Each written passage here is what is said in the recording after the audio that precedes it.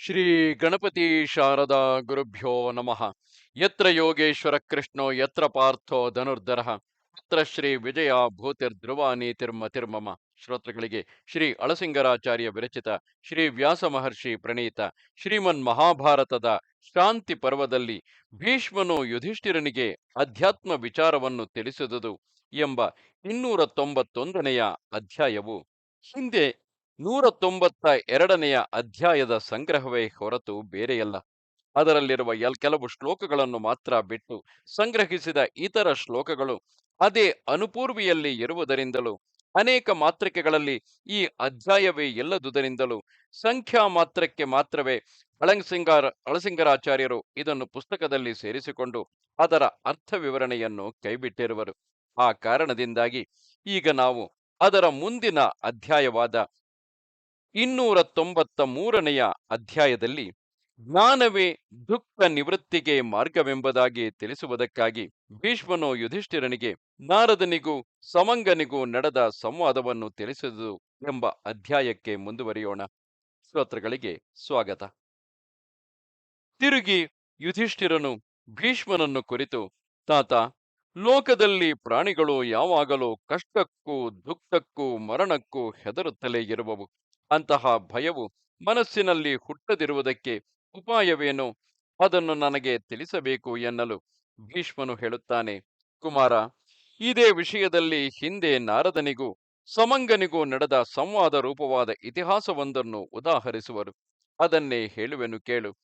ಒಮ್ಮೆ ನಾರದನು ಸಮಂಗನನ್ನು ನೋಡಿ, ಪೂಜ್ಯ, ಬೇರೆಲ್ಲರೂ ತಮ್ಮ ತಲೆಯನ್ನು ಬಗ್ಗಿಸಿ ನಮಸ್ಕಾರ ಮಾಡುವರು. ನೀನು ನಿನ್ನ ಎದೆಯನ್ನು ನೆಲಕ್ಕೆ ಮುಟ್ಟಿಸುವಂತೆ ನಮಸ್ಕರಿಸುವೆ. ಇತರರೆಲ್ಲರೂ ಈ ಸಂಸಾರ ನದಿಯನ್ನು ದಾಟುವುದಕ್ಕಾಗಿ ಎಷ್ಟೋ ಸಾಧನಗಳನ್ನು ಹುಡುಕುತ್ತಿರುವಾಗ ನೀನು ಮಾತ್ರ ಯಾವ ಸಾಧನವೂ ಇಲ್ಲದೆ ಬರೀ ಕೈಯಿಂದಲೇ ದಾಟುವಂತೆ ತೋರುತ್ತಿದೆ. ನೀನು ಯಾವಾಗಲೂ ತೃಪ್ತನಾಗಿ ಮನಸ್ಸಿನಲ್ಲಿ ಸ್ವಲ್ಪವಾದರೂ ದುಃಖವಿಲ್ಲದಂತಿರುವೆ. ನಿಶ್ಚಿಂತನಾದ ಬಾಲನಂತೆ ಯಾವಾಗಲೂ ಆಡುತ್ತಿರುವೆ. ಇದರ ಕಾರಣವೇನು ಎಂದನು. ಅದಕ್ಕೆ ಸಮಂಗನು, ನಾರದ, ಎಲ್ಲ ಭೂತಗಳ ಭೂತ ಭವ್ಯ ಭವಿಷ್ಯತ್ತುಗಳನ್ನು ನಾನು ಬಲ್ಲೆನು. ಅವುಗಳ ತತ್ವವೆಲ್ಲ ನನಗೆ ತಿಳಿದಿರುವುದರಿಂದಲೇ ನಾನು ನಿಶ್ಚಿಂತನಾಗಿರುವೆನು. ಈ ಜಗತ್ತಿನಲ್ಲಿ ನಡೆಯುವ ಕಾರ್ಯಾರಂಭಗಳನ್ನು, ಅವುಗಳ ಫಲಪ್ರಾಪ್ತಿಯನ್ನು, ಆ ಫಲಗಳ ವೈವಿಧ್ಯವನ್ನು ನಾನು ಬಲ್ಲೆನು. ಅದರಿಂದಲೇ ನಾನು ವ್ಯಸನಕ್ಕೀಡಾಗದೆ ನಿಶ್ಚಿಂತನಾಗಿರುವೆನು. ಲೋಕದಲ್ಲಿ ಅನಾಥರು, ನೆಲೆಯಿಲ್ಲದವರು, ಒಳ್ಳೆ ನೆಲೆಯಲ್ಲಿ ಇರುವವರು, ಕುರುಡರು, ಮಂಕರು, ಹುಚ್ಚರು ಎಲ್ಲರೂ ಬದುಕುತ್ತಲೇ ಇರುವರು. ಅವರ ನಡುವೆ ನಾನು ಒಬ್ಬರಾಗಿ ಜೀವಿಸುತ್ತಿರುವೆವು. ಎಲ್ಲರೂ ತಮ್ಮ ತಮ್ಮ ಪೂರ್ವ ಕರ್ಮಾನುಸಾರವಾಗಿ ಜೀವಿಸುವರು. ಅಜರಾಮರರೆನಿಸಿದ ದೇವತೆಗಳಾದರೂ ರೋಗ ಬಾಧೆಯಿಲ್ಲದೆ ಇರುವುದು ಅವರ ಕರ್ಮ ಫಲದಿಂದಲೇ. ಬಲಾಢ್ಯರು ದುರ್ಬಲರು ಬದುಕುವುದು ಅವರವರ ಕರ್ಮಗಳಿಂದಲೇ. ಅದರಂತೆ ನಮ್ಮ ಸ್ಥಿತಿಯನ್ನು ತಿಳಿ. ನಾರದ, 100 ಬದುಕುವರು, 1000 ಬದುಕುವರು. ಬರೀ ಶಾಖಗಳಿಂದಲೂ ಜನರು ಜೀವಿಸುವರು, ಪಶುಗಳು ಜೀವಿಸುವವು, ನಾವು ಜೀವಿಸುತ್ತಿರುವೆವು. ನಾರದ, ನಾವು ದುಃಖಕ್ಕೆ ವಶರಾಗದಿದ್ದ ಪಕ್ಷದಲ್ಲಿ ನಮಗೆ ಧರ್ಮಗಳಿಂದಾಗಲಿ ಕರ್ಮಗಳಿಂದಾಗಲಿ ಆಗಬೇಕಾದುದೇನು? ಸುಖ ದುಃಖಗಳೆರಡು ಅಂತಹವುಳ್ಳವುಗಳೇ. ಆದುದರಿಂದ ಅವು ನಮ್ಮನ್ನು ಏನೂ ಮಾಡಲಾರವು.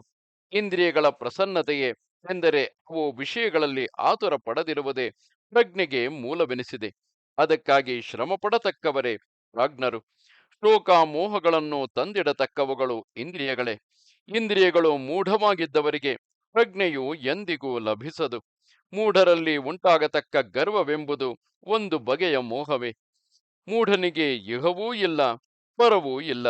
ಲೋಕದಲ್ಲಿ ಯಾವನಿಗೂ ಯಾವಾಗಲೂ ದುಃಖವೇ ಇರುವುದೂ ಇಲ್ಲ. ಸುಖವೆಂಬುದು ಯಾವನಿಗೂ ನಿತ್ಯವಲ್ಲ. ಸುಖ ದುಃಖಗಳೆಂಬ ಈ ಎರಡು ಅವರವರ ಮನಸ್ಸಿನ ಭಾವರೂಪವಾಗಿ ಸುತ್ತಿ ಸುತ್ತಿ ಬರುತ್ತಲೇ ಇರುವುದರಿಂದ ಅದನ್ನು ಮನಸ್ಸಿಗೆ ತಂದುಕೊಳ್ಳದ ನಮ್ಮಂತಹವರಿಗೆ ಚಿಂತೆಗೆ ಕಾರಣವೇನಿದೆ? ನನ್ನಂತಹವನಿಗೆ ಪ್ರಿಯವಾದ ಭೋಗಗಳಾಗಲಿ ಸುಖಗಳಾಗಲಿ ಚಿಂತೆಗೆ ವಿಷಯವಾಗಲಾರವು. ಅಂತಹವನು ಪರರ ಸ್ವತ್ತಿಗಾಗಿ ಆಸೆ ಪಡುವುದೂ ಇಲ್ಲ, ಮೇಲೆ ಬಿದ್ದ ದುಃಖಕ್ಕಾಗಿ ಕೊರಗುವುದೂ ಇಲ್ಲ, ನಾನಾ ಮುಖವಾಗಿ ತನಗೆ ಬಂದ ಲಾಭಕ್ಕೆ ಸಂತೋಷಿಸುವುದೂ ಇಲ್ಲ, ವಿಶೇಷವಾದ ಅರ್ಥಲಾಭವಾದರೂ ಹಿಗ್ಗುವುದಿಲ್ಲ, ತನ್ನಲ್ಲಿ ಇದ್ದುದು ಹೋದರೆ ದುಃಖಿಸುವುದೂ ಇಲ್ಲ. ಬಂಧುಗಳಾಗಲಿ, ಧನವಾಗಲಿ, ದೊಡ್ಡ ಕುಲವಾಗಲಿ, ವಿದ್ಯೆಯಾಗಲಿ, ಮಂತ್ರಗಳಾಗಲಿ, ವೀರ್ಯವಾಗಲಿ ಪರಲೋಕದಲ್ಲಿ ನಮಗೆ ಬರುವ ದುಃಖದಿಂದ ನಮ್ಮನ್ನು ರಕ್ಷಿಸಲಾರವು. ನಮ್ಮ ಶೀಲವೇ ನಮ್ಮನ್ನು ಪರದಲ್ಲಿ ರಕ್ಷಿಸುವುದು. ಅದರಿಂದಲೇ ನಮಗೆ ಪರದಲ್ಲಿ ಸುಖವು. ಯೋಗವಿಲ್ಲದವನ ಬುದ್ಧಿಯು ಮೋಕ್ಷದಲ್ಲಿ ಪ್ರವರ್ತಿಸದು. ಅಂತಹವನಿಗೆ ಯಾವಾಗಲೂ ಸುಖವಿಲ್ಲ. ಧೈರ್ಯ, ದುಃಖ ತ್ಯಾಗ ಇವೆರಡೇ ಸುಖವೆನಿಸುವುದು. ಮಿಕ್ಕುದೊಂದು ಸುಖವಲ್ಲ.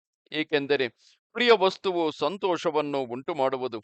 ಸಂತೋಷವು ಹೆಮ್ಮೆಯನ್ನು ಹುಟ್ಟಿಸುವುದು. ಆ ಹೆಮ್ಮೆಯು ನರಕಕ್ಕೆ ಕಾರಣವಾಗುವುದು. ಆದುದರಿಂದ ನಾನು ಅವೆಲ್ಲವನ್ನು ನೀಗಿರುವೆನು. ಹೃದಯಕ್ಕೆ ಮೋಹವನ್ನು ಉಂಟು ಮಾಡತಕ್ಕ ಶೋಕ, ಭಯ, ಉದ್ರೇಕವೆಂಬಿ ಮೂರನ್ನು ನಾನು ಕೇವಲ ಸಾಕ್ಷಿಯಂತೆ ನೋಡುತ್ತಿರುವೆನು.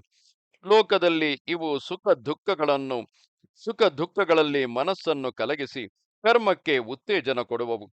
ನಾನು ಕಾಮಗಳನ್ನು ನೀಗಿರುವೆನು. ನನಗೆ ಯಾವುದರ ಚಿಂತೆಯೂ ಇಲ್ಲ, ಆಸೆ ಇಲ್ಲ, ಮೋಹವಿಲ್ಲ. ಇದೊಂದು ಇಲ್ಲದೆ ಭೂಮಿಯಲ್ಲಿ ಸಂಚರಿಸುತ್ತಿರುವೆನು. ಅಮೃತ ಪಾನವನ್ನು ಮಾಡಿದವನಿಗೆ ಹೇಗೋ ಹಾಗೆ ಇಹಲೋಕದಲ್ಲಿ ನನಗೆ ಮರಣ ಭಯವಿಲ್ಲ, ಪರಲೋಕದಲ್ಲಿ ಅಧರ್ಮ ಭಯವಿಲ್ಲ. ನಾನು ಎಲ್ಲಿಯೂ ಯಾವಾಗಲೂ ನಿರ್ಭಯನಾಗಿ ನಿಶ್ಚಿಂತನಾಗಿರುವೆನು. ನಾರದ ಮುನೀಂದ್ರ, ನಾನು ಅವ್ಯಯವಾದ ಮಹಾತಪಸ್ಸಿನಿಂದ ಈ ಜ್ಞಾನವನ್ನು ಪಡೆದೆನು. ಅದರಿಂದ ನನಗೆ ಎಂತಹ ಶೋಕವು ಪ್ರಾಪ್ತವಾದರೂ ನನ್ನಲ್ಲಿರುವ ಜ್ಞಾನ ಬಲದಿಂದ ಅದು ನನ್ನನ್ನು ಬಾಧಿಸಲಾರದು ಎಂದನು. ಇದು 292ನೆಯ ಅಧ್ಯಾಯವು. ನಮಸ್ತೆ ಶಾರದೆ ದೇವಿ, ಕಾಶ್ಮೀರ ಪುರವಾಸಿನಿ, ತ್ವಾಮಹಂ ಪ್ರಾರ್ಥೆಯೇ ನಿತ್ಯಂ, ವಿದ್ಯಾದಾನಂಚ ದೇಹಿಮೆ. ನಮಸ್ಕಾರ.